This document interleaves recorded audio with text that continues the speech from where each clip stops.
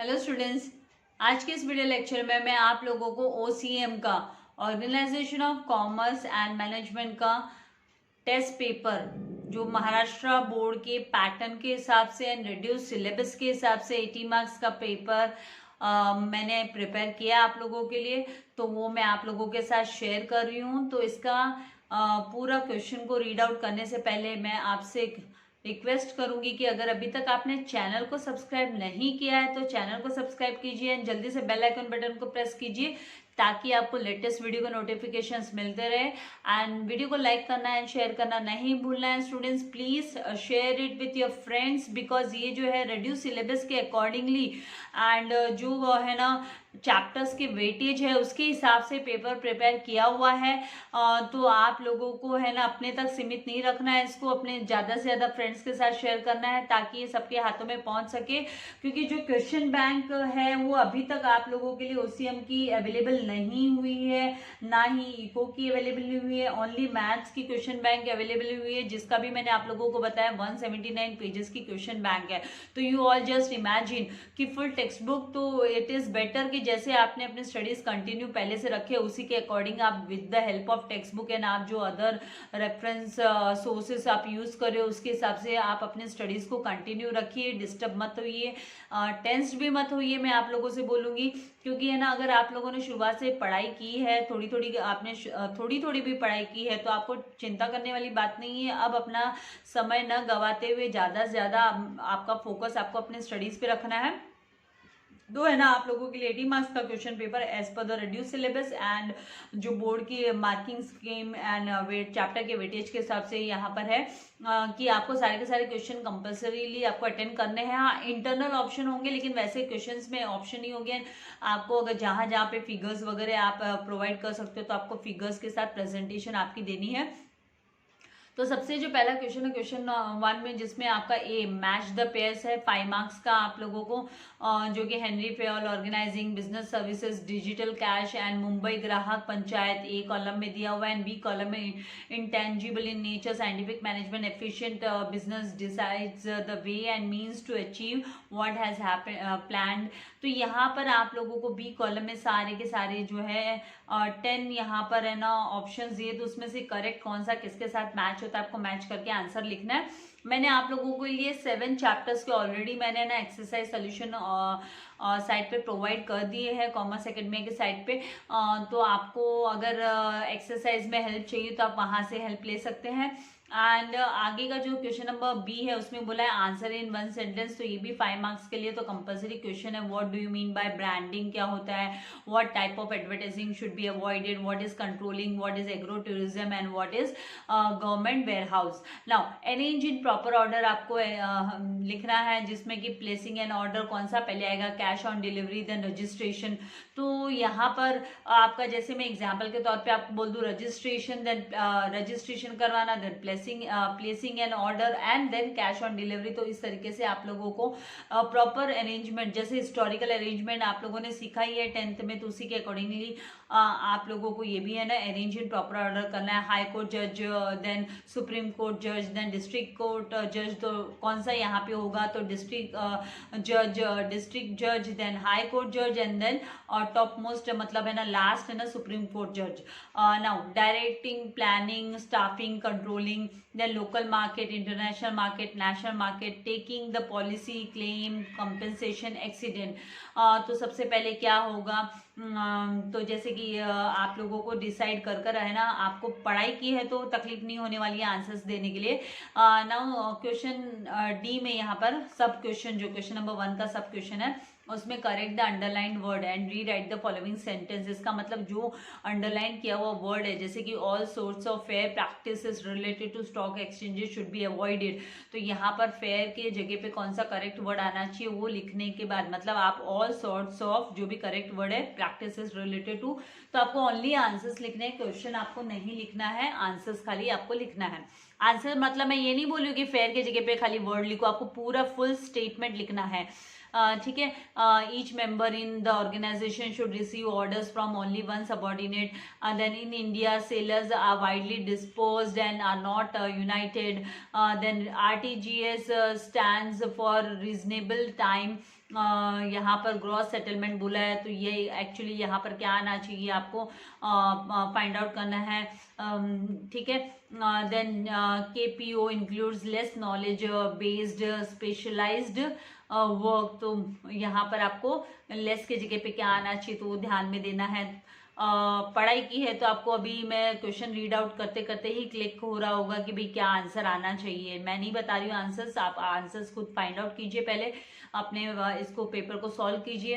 Then question number 2, explain the following terms concepts. Then concepts any 4 आपको concepts explain करने, term explain करने, तो जैसे कि यहाँ पे स्टाफिंग, जनहित याचिका क्या है, देन स्पिरिट दे कॉप्स क्या है, देन प्रोडक्ट लोक अदालत, देन मार्केटिंग मिक्स। तो यहाँ पे टोटल 6 दिए हुए, आउट ऑफ 6 आपको एनी 4 अटेंड करने हैं, तो 2 मार्क्स का ईच कॉन्सेप्ट होगा। देन क्वेश्चन नंबर 3 में बोला है कि स्टडी द फॉलोइंग केस और situation and express your opinion any 2, तो मतलब 6 मार्क्स के लिए है, तो 3 मार्क का एक है। तो यहाँ पर mister X is salaried person and he wants to take policy for his 2 children, which assures them protection as well as completes their financial needs once they become major by age. major by age मतलब 18 साल के वो जब हो जाएंगे, major as मतलब 18 साल के हो जाएंगे, तब उनको वो तब तक उनकी जो फाइनेंशियल नीड्स को वो पूरा कर सके करके पॉलिसी लेना चाहता है। तो suggest him a policy which can satisfy requirements of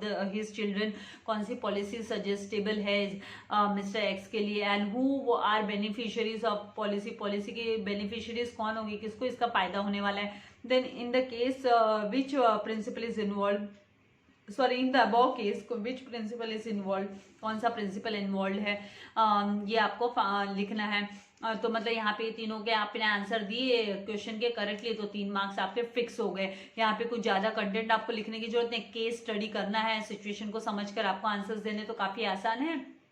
then second यहाँ पर a vehicle manufacturing company has adopted the following practices, तो only those components will be used by the company which are environment friendly, तो वही components use किए जाएंगे company के द्वारा जो कि एनवायरमेंट फ्रेंडली है। There will be discharge of harmful waste only after their proper treatment, and see pollution level of every vehicle will be maintained as per the international standards, international standards के हिसाब से है ना pollution level maintain किया जाएगा सब vehicles में। तो by doing this business organisation follow social responsibility towards which interest group, कौन से इंटरेस्ट ग्रुप के लिए ये अपनी सोशल रिस्पॉन्सिबिलिटी पूरा कर रहा है ये business organisation, and what kind of pollution do they want to avoid, कौन से पोल्यूशन को वो अवॉइड करना चाहते हैं।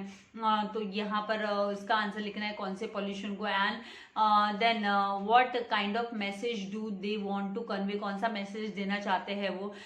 तो आपको आंसर लिखने पे करेक्ट, तीनों के करेक्ट आंसर देने पे 3 मार्क्स आपके फिक्स हो गए। देन यहाँ पर थर्ड क्वेश्चन, तो यहाँ पे 3 क्वेश्चंस है, तो 3 में से आपको है ना ओनली 2 ही अटेंड करना है, तो एक्स्ट्रा पे पहले नहीं जाइए, पहले अपना पेपर कंप्लीट करने पे फोकस करना है आप लोगों को।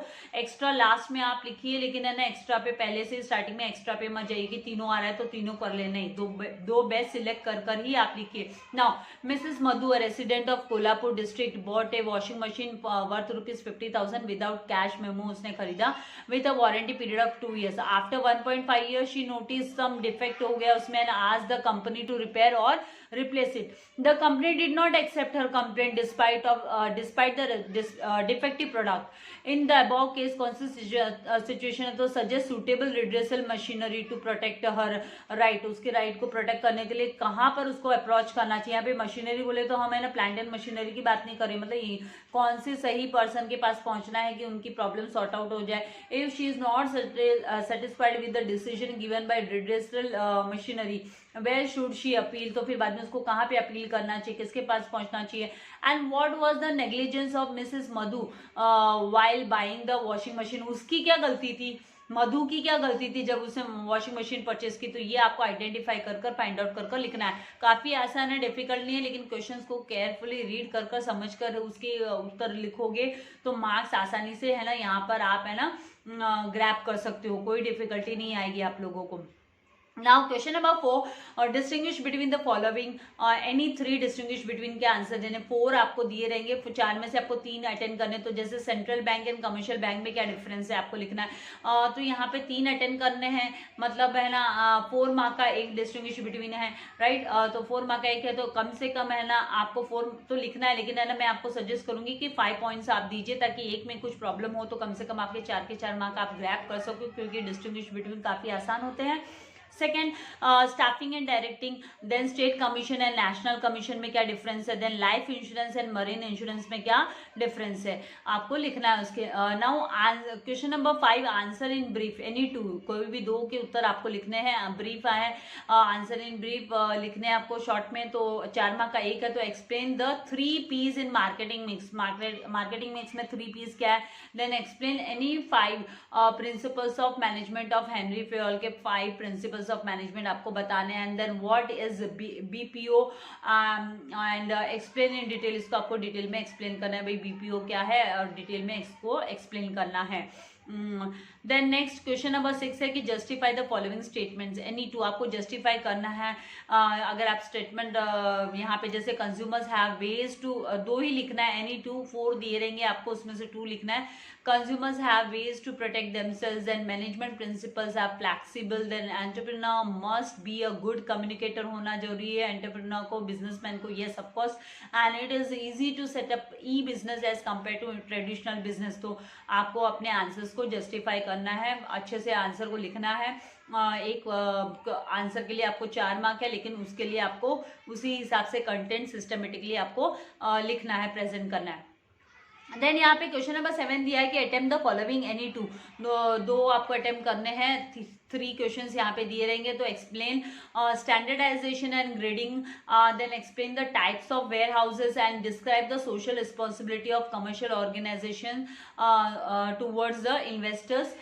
तो यहाँ पर एनी 2 मतलब 5 मार्क का एक आपके लिए ये है ना जो क्वेश्चन है, इसका आंसर आपको लिखना है, तो 5 मार्क का एक हुआ। Now answer the following, long answer है एनी 1, एक ही आंसर आपको अटेम्प्ट करना है, 8 मार्क का है। Describe directing and explain the importance of directing, या व्हाट इज इंश्योरेंस। तो भी शॉर्ट इंट्रोडक्शन आपको अपना आंसर स्टार्ट करना है। एंड मैक्सिमम आपको है ना 8 मैक्सिमम इंपॉर्टेंस है जो डायरेक्टिंग की, वो आपको एक्सप्लेन कर देना है। Then what is insurance, explain the principles of insurance, principles क्या है इंश्योरेंस के। Then explain the importance of marketing to society and consumers, तो मार्केटिंग की इंपॉर्टेंस क्या है towards the society and consumers, तो वो लिखना है। तो आई होप ये क्वेश्चन पेपर आप लोगों को हेल्प करेगा। एंड मैक्सिमम जो क्वेश्चंस है माय डियर स्टूडेंट्स, ये बहुत ही सिस्टमेटिकली है ना सिलेक्टिव क्वेश्चंस है के साथ में ये क्वेश्चन पेपर आप लोगों को वेटेज के हिसाब से प्रोवाइड किया गया है। तो प्लीज प्लीज इसको जरूर से सॉल्व कीजिएगा, मार्किंग करके रखिए, टेक्स्ट बुक में मार्किंग करके रखिए, आंसर्स को एग्जाम्स के पहले भी एक बार इनको गो थ्रू कीजिएगा और पेपर सॉल्व जरूर कीजिए, ताकि आपको एक तो टाइम मैनेजमेंट अच्छे से पता हो और आपको है ना कोई डिफिकल्टी नहीं आए पेपर कंप्लीट करने में भी। आपको प्रिपेयर किया हुआ पेपर है ना एक सिस्टमेटिक तरीके से मिलना बहुत डिफिकल्ट है। अभी जैसे कि है ना क्वेश्चन बैंक भी आपको पता है कितने लेंथी क्वेश्चन बैंक्स आ रहे हैं, तो पूरी की पूरी टेक्स्ट बुक आ रही है। तो बेटर है कि आप जैसे अपनी पढ़ाई करते आ रहे थे अपना सिस्टमेटिकली स्टडीज को कंप्लीट करो, कवर अप करो और है ना पेपर सॉल्व करो। तो आई होप आपको एक्सप्लेनेशन समझ में आ गया है। आपने अभी तक स्क्रीनशॉट्स तो ले लिए होंगे, अगर नहीं लिए हैं तो बेटर है कि क्वेश्चंस को आप है ना खुद ही एक पेपर पे नोट डाउन कर और आप है ना सॉल्व कर सकते हो। Thank you very much, God bless you all. और सबसे शेयर करना नहीं भूलना है, सब्सक्राइब नहीं किया तो सब्सक्राइब कर बेल आइकन बटन को प्रेस करना है।